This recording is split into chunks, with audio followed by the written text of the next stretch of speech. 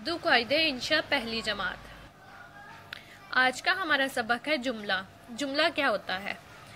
ऐसा लफ्ज़ जिसको हम लफ्ज़ों को जोड़कर एक पूरा मतलब समझ में आ जाए, उसे हम जुमला कहते हैं। जैसे दो या दो से ज़्यादा लफ्ज़, जैसे यहाँ पर हमारे पास है घर जाओ। ये दो लफ्ज़ों को हमने जोड़ दिया और हमें इसका मतलब भी समझ आ गया है।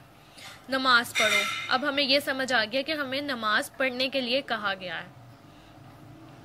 सीधी राह चलो, ये तीन लफ्ज़ हमने जोड़ दिए हैं और ये हमारा जुमला बन गया और इसका मतलब भी हमें समझ में आ रहा है। तो ये होता है जुमला। अब यहाँ हमें जो है वो दो लफ्ज़ों के जुमले और तीन लफ्ज़ों के जुमले दिए गए हैं। अब यहाँ है बाबा आ, तो ये है बाबा आ। घर जाओ, जुमला, दो लफ्ज़ और उसको जब जोड़ा तो जुमला बन गया और समझ भी मुकम्मल आ रही है। पैसे लो, नमाज पढ़ो, मस्जिद जाओ, किताब खोलो। अब यहाँ हमारे पास तीन लफ्ज़ों के जुमले हैं। तुम घर जाओ, पैसे ले लो, आम खा लो, सीधी राह चलो। ये तीन लफ्ज़, एक दो तीन, तीन लफ्ज़ और हमें इसकी मुकम्मल समझ भी आ रही है। तो ये होता है जुमला। आगे हमारे पास है चार लफ्ज़ी जुमले और पांच लफ्ज़ी जुमले।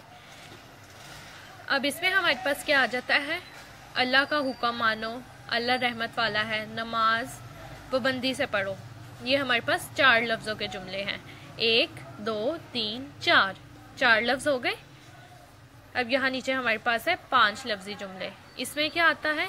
इसमें हमारे पास एक दो तीन चार पाँच, पांच लफ्ज़ इस्तेमाल हुए हैं। अल्लाह ताला रहमत वाला है, पांच लफ्ज़ इस्तेमाल हुए और मतलब भी समझ में आ रहा है।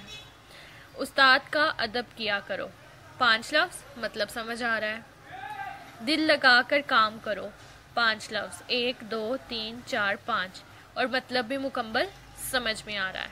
तो ये होता है हमारे पास जुमला। जुमला जो है वो बहुत से अल्फाजों पे भी मुश्तमिल होता है और दो से ज़्यादा अल्फाजों पे भी होता है।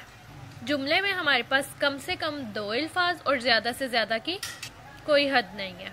तो ये था हमारे पास जुमले का कॉन्सेप्ट।